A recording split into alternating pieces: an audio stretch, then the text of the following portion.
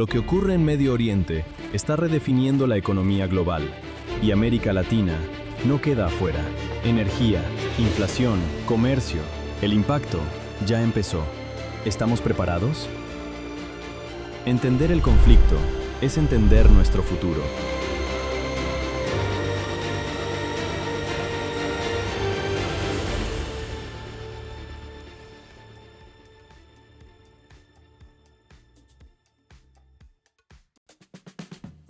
Economista con posgrado en Políticas Públicas del Instituto Torquato Di Tella.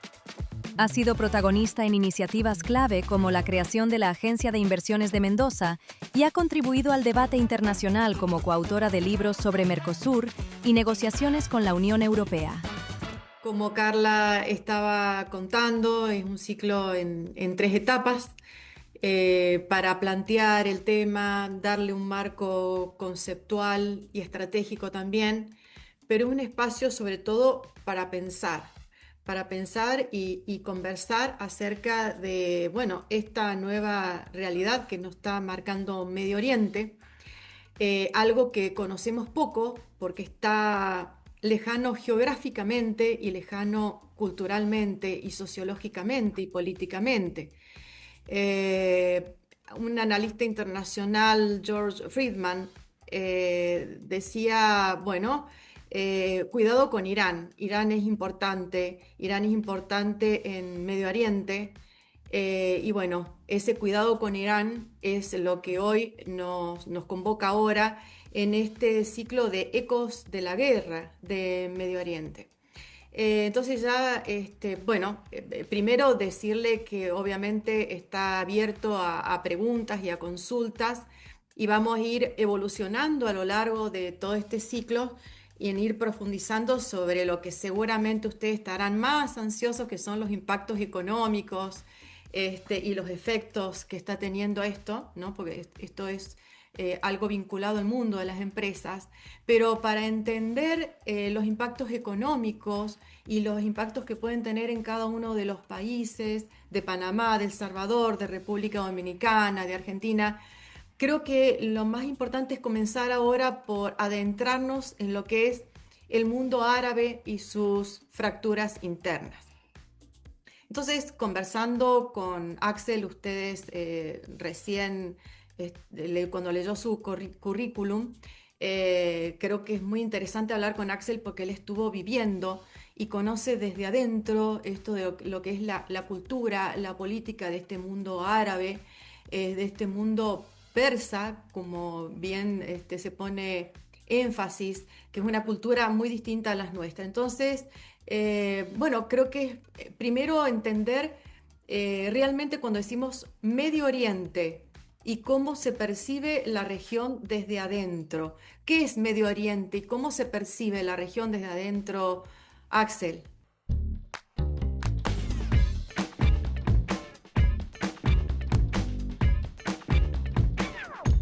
Tengo una beta creativa, me gusta la literatura, soy escritor, tengo varios libros escritos y publicados de ficción, nada de la realidad. Y además he practicado varios deportes, soy certificado en coach de squash y de rugby.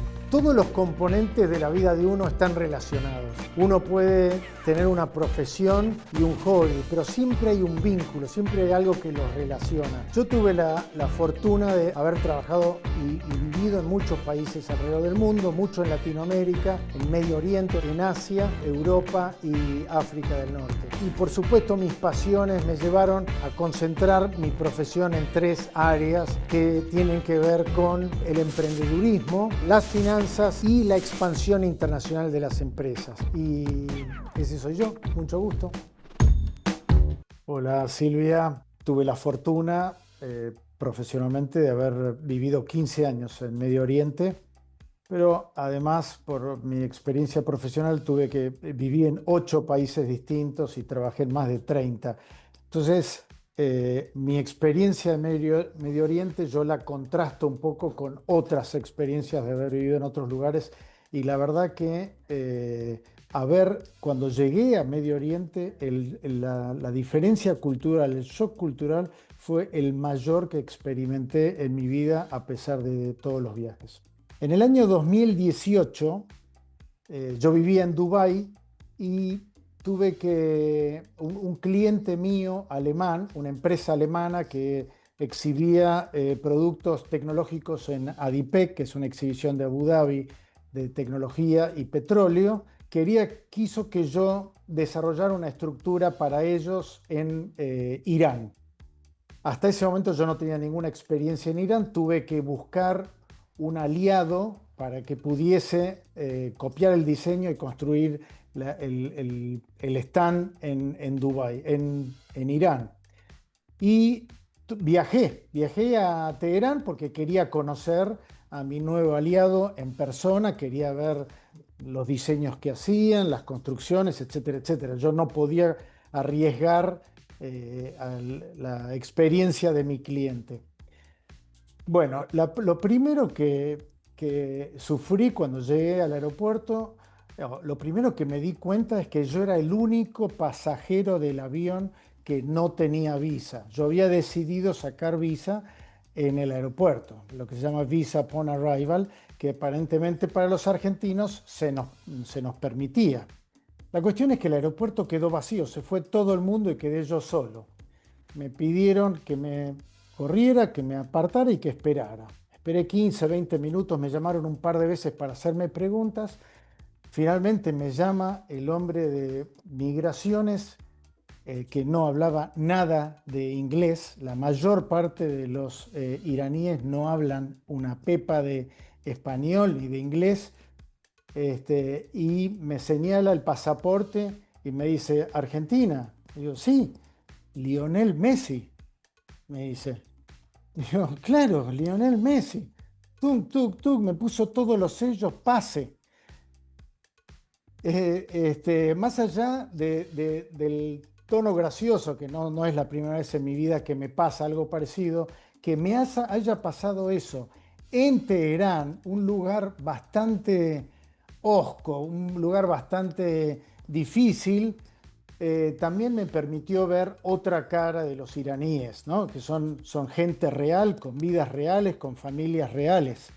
Una guerra, atrás de una guerra hay seres humanos, hay comunidades, hay países.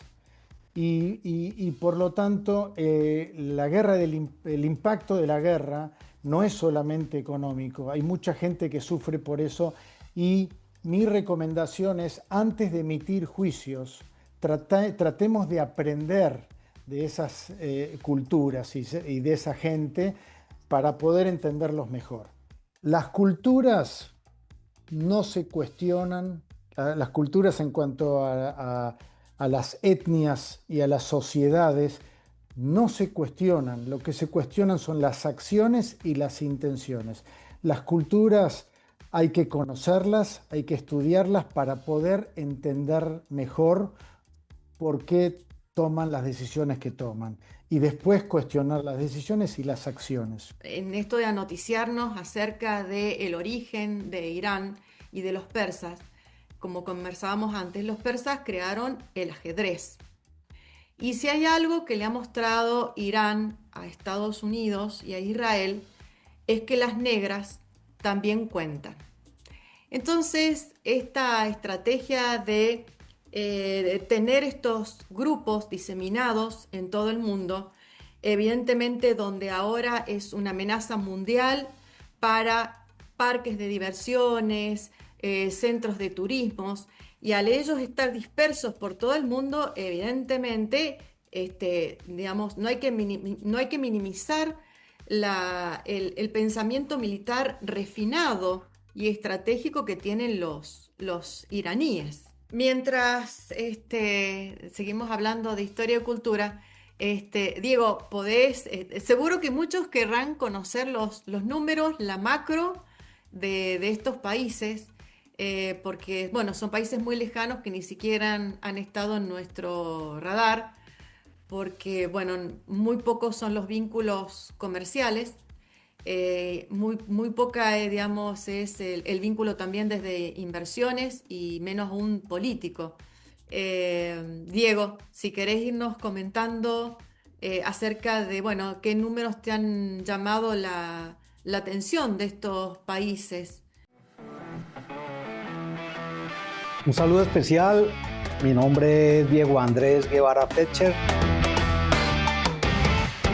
Yo tengo como formación base economista, cuento con una especialización en gerencia de proyectos, una maestría en economía y un doctorado en ciencias sociales. Me inclina y me apasiona mucho poder comprender y entender bajo diferentes escenarios, que no necesariamente son los académicos. El primero de ellos es a través de la interrelación social, porque a través de esta es que me permite a mí explorar otras ideas, otros pensamientos, diversidad de culturas.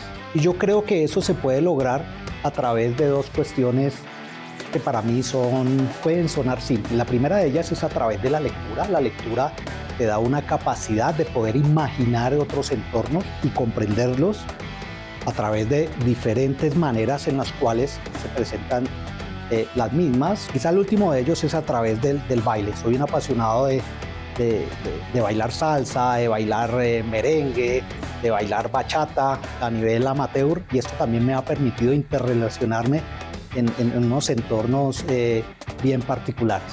Los ambientes de aprendizaje no solamente se dan en los entornos educativos, hay otros escenarios que son fundamentales. Les mencionaba que la lectura o a través del poder compartir con otras personas también se realiza gestión de conocimiento.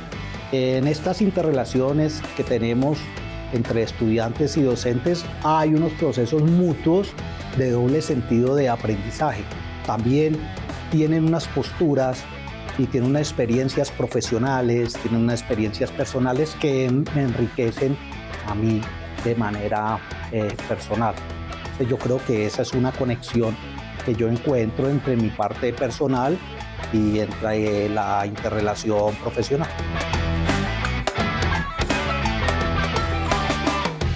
La primera contextualización, que bien lo hacía Axel, y es el mapa que está al lado derecho, y esto es una cuestión fundamental, sobre todo si estamos hablando en términos económicos, ¿no? Y es la ubicación de Irán en Oriente Medio y sus vecinos, ¿ya? Aquí ya tenemos una primera aproximación en términos de ventajas comparativas y competitivas de lo que podríamos encontrar en el país.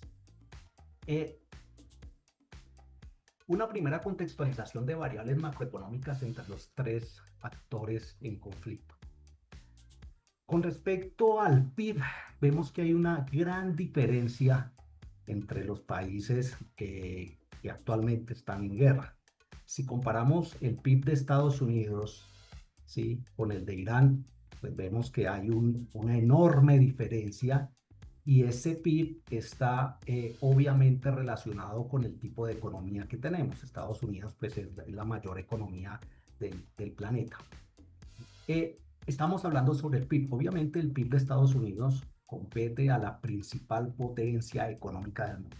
Si lo comparamos con Irán, Irán tiene un PIB muy parecido al PIB que tiene Colombia y es inferior, por ejemplo, a la producción total de bienes y servicios de Argentina. El crecimiento económico de estos tres países, principalmente de Estados Unidos y Israel, es moderado. Sin embargo, el de Irán es variable, y sobre todo en algo que también vamos a explicar acá, es variable debido a los efectos de ciclos económicos, y una cuestión fundamental que hay que tener en cuenta es los bloqueos económicos que ha realizado Estados Unidos, precisamente como una manera discursiva de contener los alcances nucleares de Irán. Veamos, por ejemplo, la inflación. Mientras Estados Unidos e Israel tienen una inflación baja, ¿sí?, relativamente baja, de menos del 5%, Irán el año pasado ya tuvo inflaciones del 55%. Este es un promedio que tenemos de la década entre el 8 y 10%. Sin embargo, es mucho más alto que el promedio con Estados Unidos y Israel. La estructura productiva también nos muestra algunas diferencias en cuanto a la capacidad sectorial de Estados Unidos e Israel, por ejemplo, muy fuerte en el sector industria, en tecnología, que también lo es Israel, y la concentración, sobre todo dentro de las actividades por sectores de Irán, como lo veremos ahora mucho más detallado, tiene que ver con bienes tales como el petróleo o el gas, con una fuerte intervención estatal. Si miramos, digamos, haciendo un balance, una evaluación sobre la estabilidad macroeconómica, pues Estados Unidos es un país relativamente mucho más estable en cuanto a sus condiciones económicas. Israel tiene una condición medio alta, en cambio Irán, por eso que mencionaba anteriormente, a través de los ciclos económicos, pues tiene periodos de crisis y periodos de auge en algunos, en la última década. El nivel de desarrollo y el nivel de desarrollo, sobre todo enfocado a unos índices como el IDH, el Índice de Desarrollo Humano, nos dice que Estados Unidos tiene un nivel muy alto de desarrollo, Israel nos tiene un nivel alto e Irán tiene un nivel medio bajo. Entonces, este es un primer paneo y esta es una primera contextualización sobre todo lo que tiene que ver con variables macroeconómicas. Veamos algunas variables sociales de los países. Estados Unidos está alrededor de los 330 millones de habitantes, Israel en alrededor de 10 millones de habitantes, Irán bordea los 90 millones de habitantes. Las esperanzas de vida, Israel es el país que tiene el mayor nivel de esperanza de vida, alrededor de 82, 83 años. Sin embargo, no hay muchas diferencias entre Estados Unidos e Irán. Los niveles educativos con respecto a Irán, Estados Unidos e Israel, pues Irán tiene alguna serie de limitaciones, pues explicado también por las condiciones económicas del país y los accesos a la educación. Los sistemas de salud también son muy similares a los accesos a la educación de Irán, son públicos y bastante limitados. En algunos indicadores de pobreza, lo que encontramos es que en Irán, por las condiciones de vulnerabilidad económica y algunas que relatamos aquí en el cuadro con respecto a los niveles educativos y los accesos de educación, tiene un nivel de pobreza alta, a diferencia de Estados Unidos e Israel.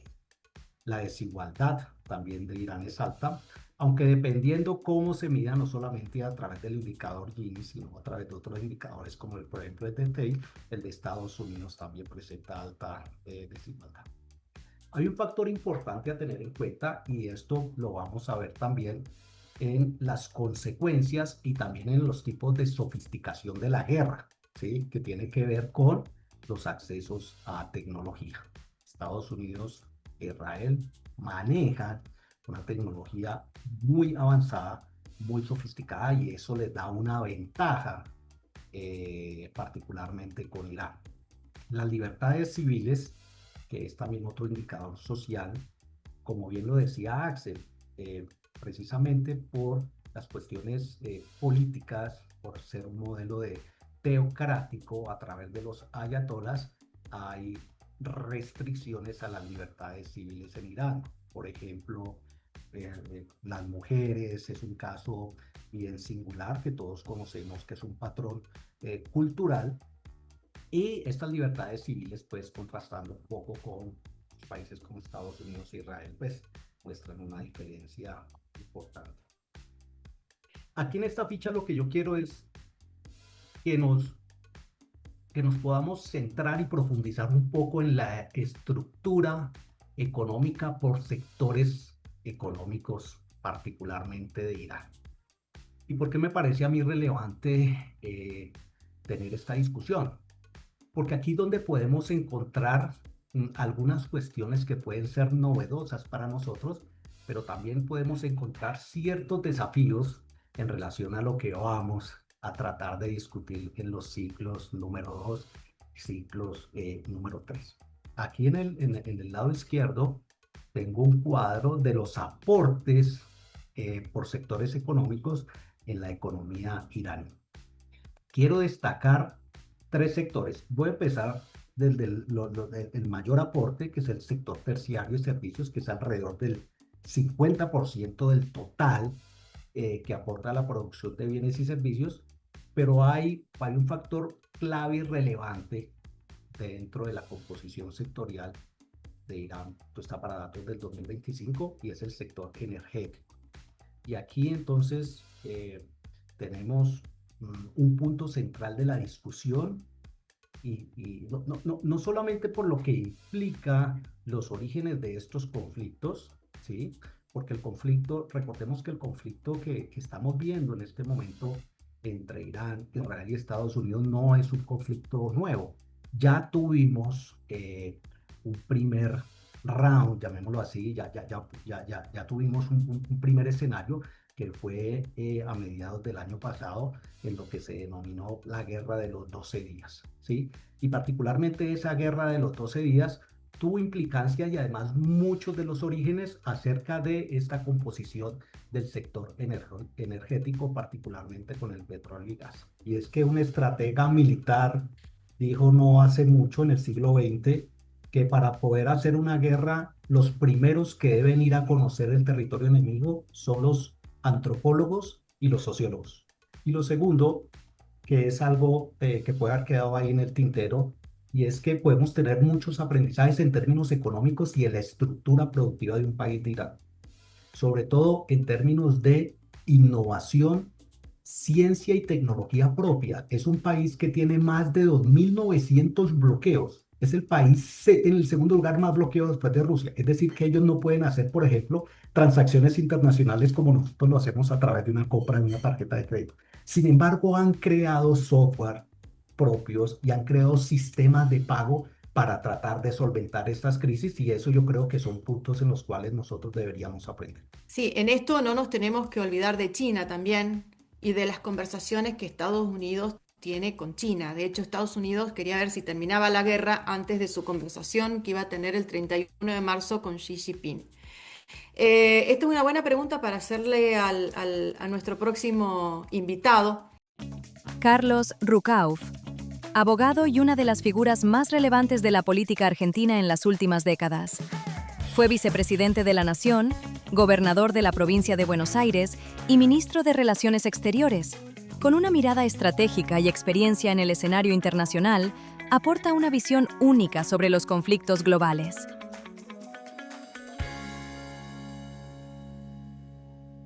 En materia económica, la administración republicana tiene dos temas que siempre hay que observar.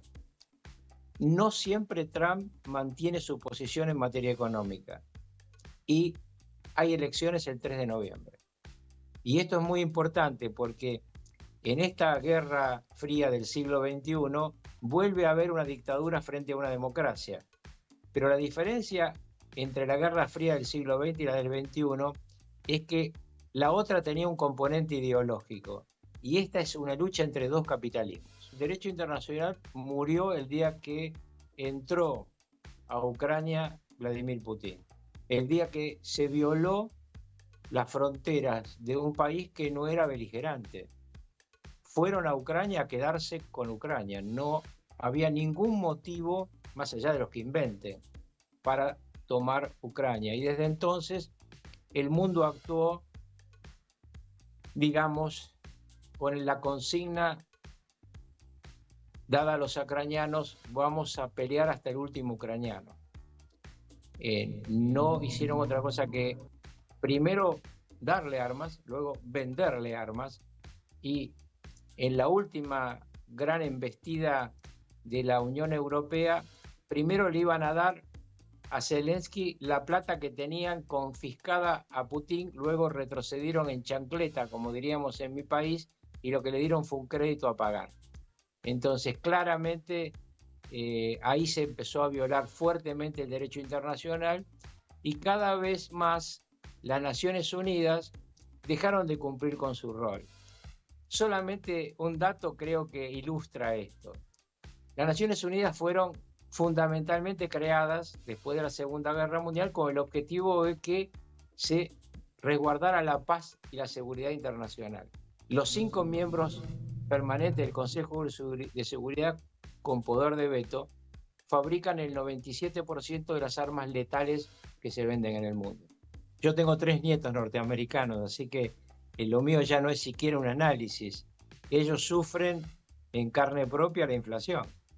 Mi nieta me decía el otro día: abuelo, no es la inflación que vos lees en los diarios. A mí me aumentó el 30% el crédito de la heladera que me compré, tengo que cambiar de trabajo para poder pagarlo.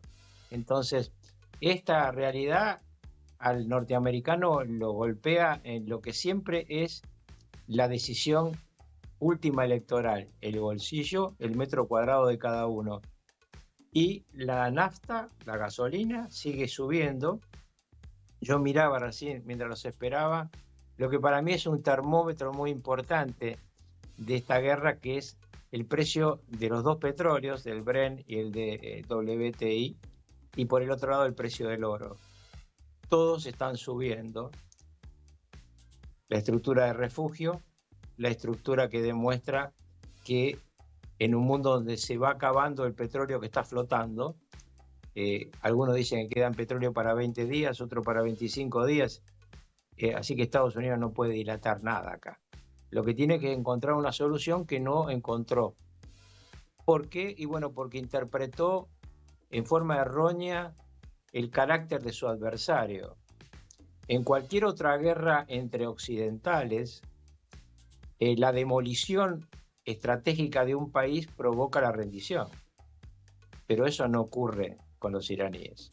Ellos no tienen más fuerza aérea, no tienen prácticamente más barcos para poder competir con una superpotencia.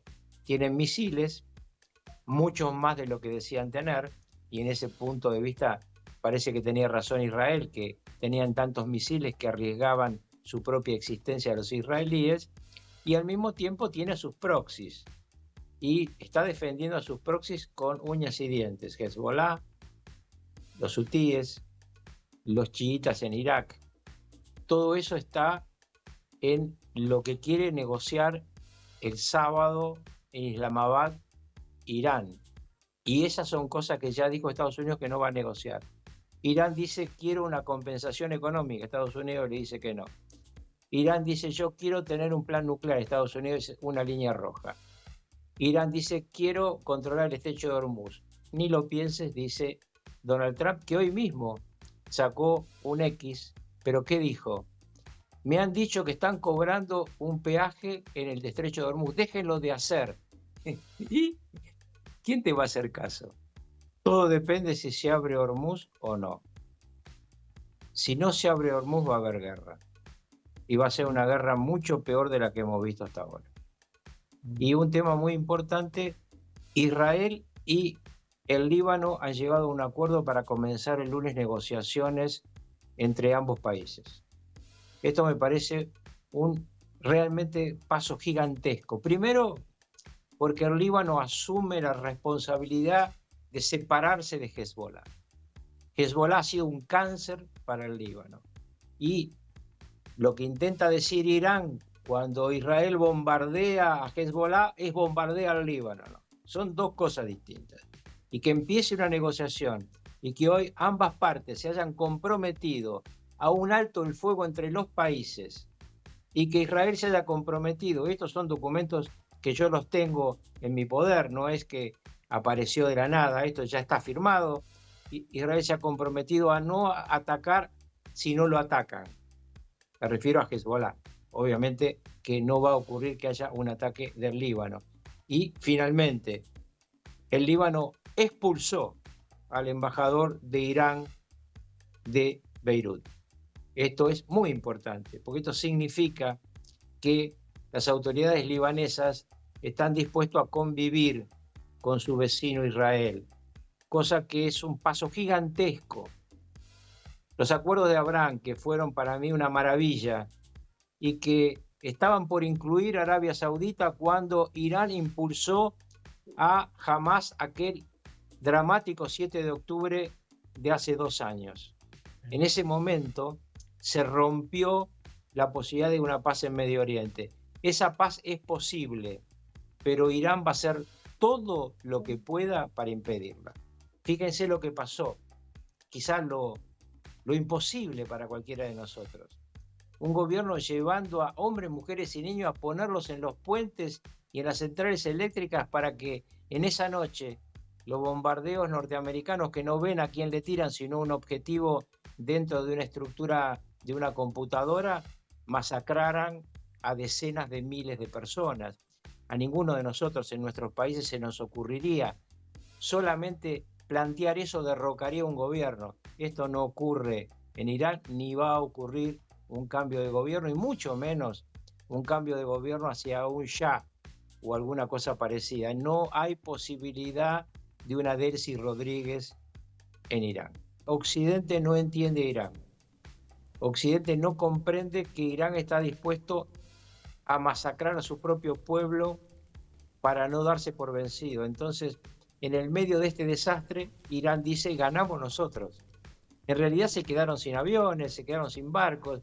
¿Pero por qué dicen ganamos nosotros? Porque ellos están convencidos que lo importante es que muera el otro.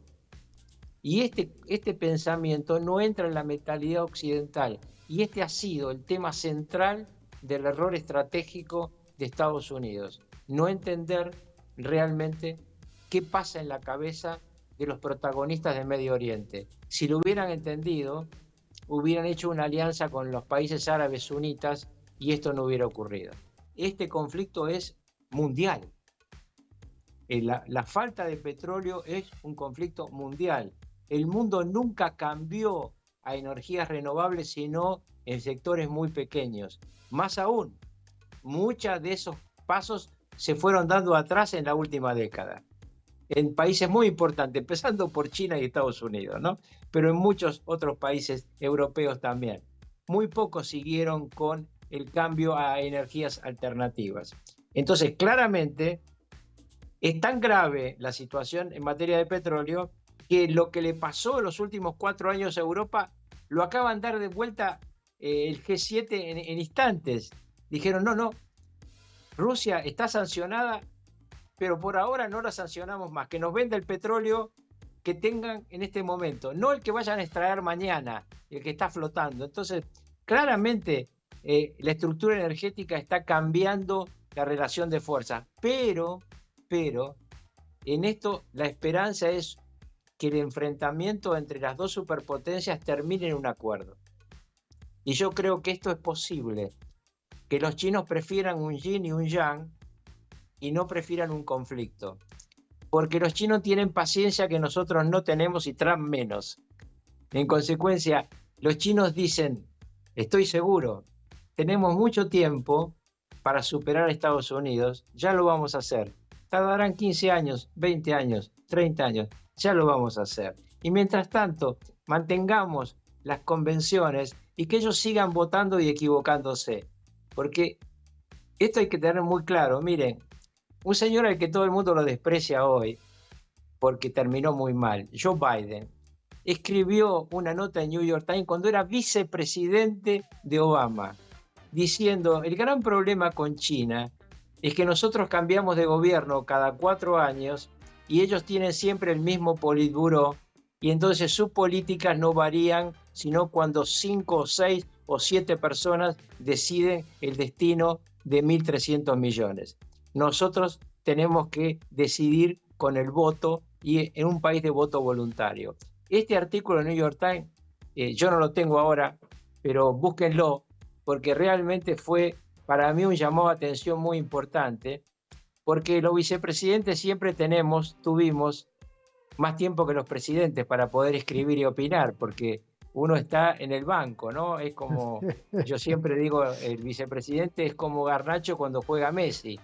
Entonces, podemos escribir, podemos hacer un montón de cosas. Bueno, el Biden vicepresidente fue un vicepresidente muy interesante.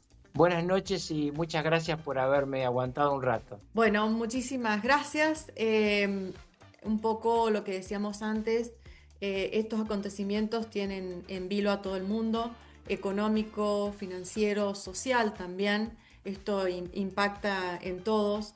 Estamos ante algo que no tiene precedentes, como decíamos, ha sido un pateo en el tablero energético donde ha implicado una disrupción en la oferta 7 veces mayor a lo que fue la invasión de Rusia a Ucrania, y obviamente esta guerra en Medio Oriente también habla sobre la venganza de la geografía. Así que bueno, vamos a estar en escenarios de fiebre del petróleo, de mucha volatilidad. Así que, bueno, siempre estén con los cinturones ajustados porque estamos enfrentando serias turbulencias. Así que los invito a que nos acompañen en el próximo ciclo y, bueno, que tengan todos muy buenas tardes, muy buenas noches y gracias por habernos acompañado y sobre todo con el interés y estas preguntas, que son las preguntas que también nos hacemos nosotros. Muy buenas noches y muchas gracias. En un mundo de cambios acelerados, evolucionar y crecer exige moverse más rápido que el entorno. Por ello, nacimos hace más de 30 años, convencidos de que la educación es la clave. Somos ADEN, el grupo de educación ejecutiva más grande de América Latina. Nos inspira a pensar la formación como herramienta de cambio sin fronteras. Contamos con 4 universidades oficiales y la mayor red de escuelas de negocios distribuidas en las principales ciudades de América Latina. Diseñamos una amplia gama de programas de formación de negocios en posgrado y grado. Ofrecemos consultorías para empresas y programas a la medida a través de Corporate Solutions. Hemos formado a más de 90,000 ejecutivos a lo largo de toda América Latina. Nos potenciamos entre todos para dar lo mejor como individuo, como equipo y como región.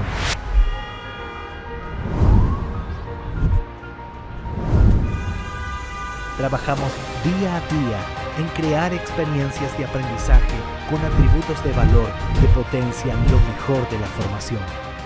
Aprender, compartir e impactar. El propósito inspira. Las acciones transforman. ADEN te acompaña.